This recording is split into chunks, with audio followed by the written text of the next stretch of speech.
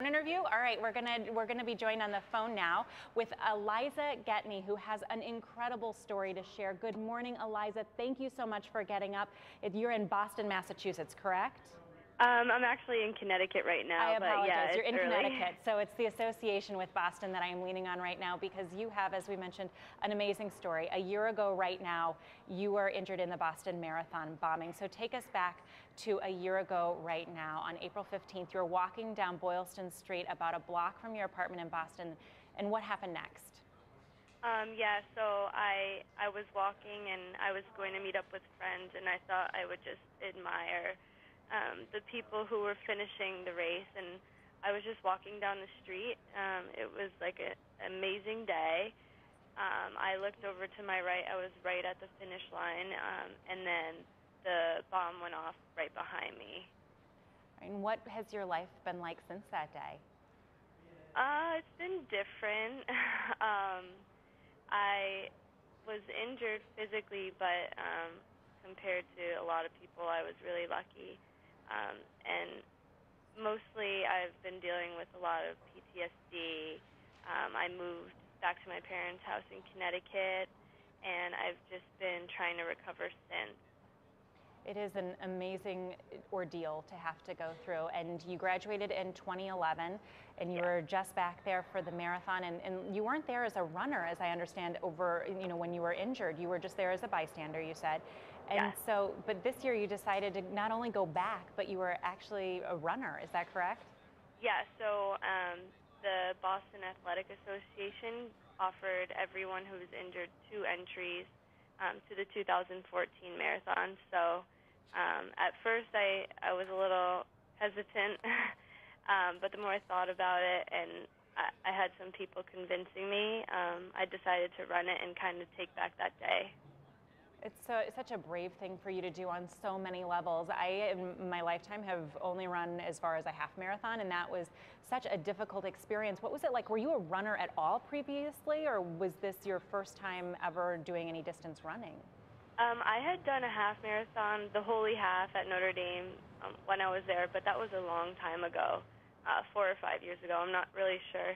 But I hadn't been running, and after the marathon, I had surgery and stuff, so I wasn't really exercising at all.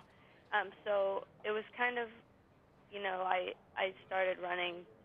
I had to start at like 1 mile. Skype, do you copy audio? It's certainly a mile by mile. I know everybody talks about the whole couch to 5K thing very jokingly, but it takes a lot to get up and to be able to run any amount of distance, and I'm sure each mile meant something to you. But let's start at the very beginning and at the starting line. What was going through your head when you were getting ready to go this last week, I guess it was? I was excited when I first woke up. And we had to be in Hopkinton very early. Our bus left at like 5:30, and I didn't start till 11:25, so I had a lot of time to think about it, and I was just really anxious to start. But once I got there, it was really scary because I had some flashbacks. There were helicopters. When I looked up on the roof, there was so much security. There were snipers on the roof at the starting line. So I started to get really nervous, and I kind of panicked a little bit. But once we started running, I was fine. And were you alone in that, or were you surrounded by other people who'd been through a similar experience with the last marathon? Well, I had my best friend with me. She agreed to run with me, which was amazing. So we did all of our training together, my best friend from Connecticut. And then I also had my support group of, there were 28 of us who were injured in the marathon that trained and ran this year, so I got to know them all really well, and we were together all morning. And we've seen all of the pictures of those amazing individuals who decided to take back that day, as you mentioned. What has that network meant to you, being a part of that group, and the bond I'm sure that you have formed that will stick with you for your lifetime? Oh, it means everything. I was alone that day, and so for a couple weeks, I really had nobody to talk about the experience with. So once I met all of these people and joined the support group, they've really become a second family to me. And as you were running through those streets surrounded by all of these people, what was it like as you hit each mile marker and those familiar sights were coming back to you, but at the same time you had to keep one foot in front of the other? It was surreal. There were so many people there, and I just kept saying to my friend, like, we're running the Boston Marathon right now. This is really happening. And once I started getting closer to Boylston Street, again, I had some moments of panic. But my friend Eliza, who was running with me, she helped calm me down, and we just kind of got through it together. I wouldn't have been able to do it without her. And were you two together when you saw the finish line? Yeah, we stayed together the whole race, which is pretty hard to do. That is impressive. And what were you thinking about as you saw that finish line approaching? I was like, thank God, because I was in a lot of pain. But it was really emotional. I was kind of crying a little bit and looking towards where the bomb happened last year, and I was really ready to rewrite those memories and kind of cross the finish line this year on my own terms.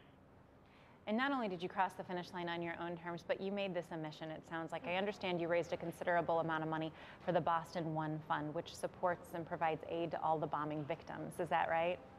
Yeah, we raised $21,852. Wow, that is something to be enormously proud of. And you are getting ready to go back to work. You've got so much ahead of you. What are your plans? Are you excited?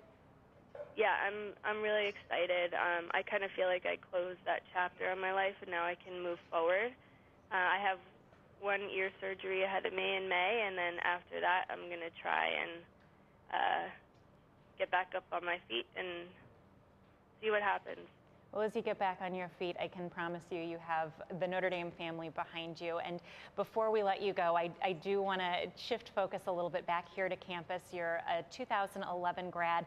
You haven't been gone that long. What do you miss most about your time at Notre Dame? Oh, I miss my friends. I really miss my friends. They're all over the country and even the world. So we keep in touch as best we can, but it's always better when I get to see them. Well, Eliza, on behalf of the entire Notre Dame family, thank you so much for joining us this morning. Good luck to you. I am certain I am not alone in wishing you the very best, and I'm sure you have so much ahead of you. So congratulations on finishing the marathon, and good luck to you. Thank you so much. All right, thank you. And now we are going to take another